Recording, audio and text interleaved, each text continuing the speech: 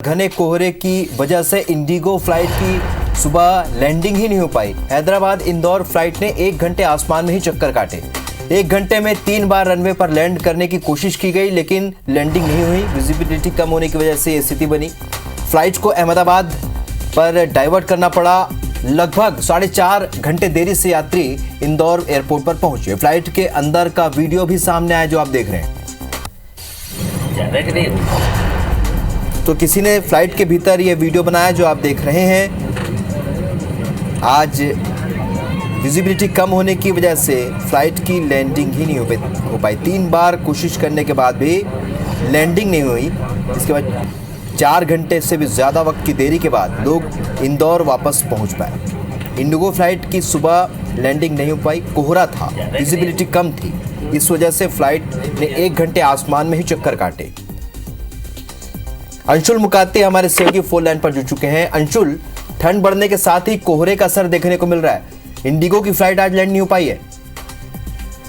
जी बिल्कुल, आपको बता दो हैदराबाद इंदौर फ्लाइट ने 1 घंटे आसमान में पूरे चक्कर काटे और 1 घंटे में 3 बार रनवे पर लैंड करने का प्रयास भी किया, लेकिन विजिबिलिटी कम होने की वजह से यहाँ पर लैंडिंग नहीं हो पाई और फ्लाइट को अहमदाबाद डाइवर्ट करना पड़ा। हालांकि अहमदाबाद में लैंडिंग हो पाई, जहाँ पर यात्रियों ने राहत की सांस ली थी और उसके बाद अहमदाबाद से सुबह 10:40 पर इंडिगो की उड़ान ने वापस से इंदौर के लिए उड़ान भरी। जब इंदौर में फ्लाइट लैंड हो सकती थी, उसके बाद उसे अहमदाबाद से रवाना किया गया और इंदौर में 11:30 पर इंदौर में इसकी लैंडिंग कराई गई है। लगभग 4.5 घंटे लेट जो है यात्री जो है वो इंदौर एयरपोर्ट पहुंचे और फ्लाइट के अंदर का एक यात्री ने वीडियो बनाकर भी सोशल मीडिया पर वायरल करा, जो कि वायरल हुआ और यात्री नीलेश उपाध्याय ने यह पूरा फ्लाइट के अंदर का वीडियो बनाया था और उसे हमें भी भेजा गया था, जिसके बाद हमने खबर भी चलाई थी। और बाकायदा अब जो यात्री हैं सभी इंदौर पहुंच चुके हैं। यात्रियों ने राहत की सांस ली है, लेकिन मौसम का जो असर है वो अब यहाँ पर दिखाई देने लगा है, जिसके कारण इंडिगो की जो फ्लाइट है यह पूरी तरह से लेट हुई है। लगभग 4.5 घंटे तक यह जो है लेट हुई है, जिसके कारण यात्रियों को परेशानी का जो सामना है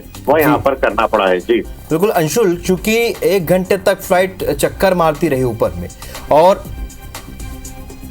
चलिए अंशुल, आप बने रहिए फोन लाइन पर। नीलेश इस वक्त उस फ्लाइट पर सवार यात्री हमारे साथ फोन लाइन पर जुड़े। नीलेश जी, जिस वक्त 1 घंटे तक आपको पता है कि वहां पर 3 बार कोशिश की गई फ्लाइट को लैंड कराने की, क्या स्थिति थी फ्लाइट के भीतर में? लोग क्या सोच रहे थे, आप क्या सोच रहे थे?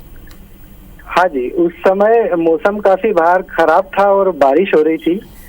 तो लगभग 7:10 पर इंदौर पहुंचने का समय है। 7 बजे लगभग फ्लाइट इंदौर पहुंच चुकी थी, लेकिन 3 बार उन्होंने उसकी लैंडिंग के लिए कोशिश की, लेकिन बादलों के और बारिश के कारण काफी डिस्टरबेंस हुआ और अंदर तक पूरा विमान हिल गया और लोग काफी आशंकित हो गए कि एक अचानक एक झटके सा लगा उसमें। 2-3 बार जब भी हुआ उसमें, तो 3 बार उन्होंने लैंडिंग की कोशिश की, लेकिन तीनों बार असफल हुए और काफी कंपन विमान में सभी यात्रियों को महसूस हुआ। एक डर का माहौल भी बन गया था। उसके बाद सभी यात्रियों की सुरक्षा को मद्देनजर रखते हुए उन्होंने फिर फ्लाइट को अहमदाबाद में डाइवर्ट किया। नीलेश जी, क्या उम्मीद करते हैं, जो एयरपोर्ट अथॉरिटी से आप क्या उम्मीद करते हैं? क्या यहाँ पर कहीं चूक रही है? क्या मौसम की जानकारी वास्तव में दी नहीं गई है? यदि आप लोग फ्लाइट में मौजूद थे तो क्या आपको पहले से ये नहीं बताया गया था कि ऐसी स्थिति लैंडिंग के दौरान बन सकती है? जी नहीं, यहाँ कहीं न कहीं ऐसा लग रहा है कि कमी है। और जैसे आजकल तो टेक्नोलॉजी काफी एडवांस हो चुकी है, तो इस तरह की कोई भी संभावना होती है तो वो 1 घंटे का समय जब तक वो विमान लैंडिंग के लिए कोशिश करते रहा, तो उसमें या तो कोई स्पष्ट इंस्ट्रक्शन दे दिया जाता या उसी समय यात्रियों को जान को जोखिम में नहीं डाला जाता और उसको पहले ही डाइवर्ट कर दिया जाता। तो ऐसा कुछ होता तो वो बेहतर रहता और लोगों के मन में डर और भय का माहौल भी नहीं बनता। नीरज जी, आप कौन किस तरह के यात्री वहाँ मौजूद थे? क्योंकि अक्सर ये होता है कि कोई हो सकता है उसमें कोई बीमार भी मौजूद रहा हो। क्या रिएक्शंस लोगों के बीच थे उस वक्त? कुछ छोटे बच्चे भी थे उसमें और सभी तरह के यात्री थे। कई की यात्रियों की आगे की कनेक्टिंग फ्लाइट भी थी जो उनकी मिस हो गई वैसे।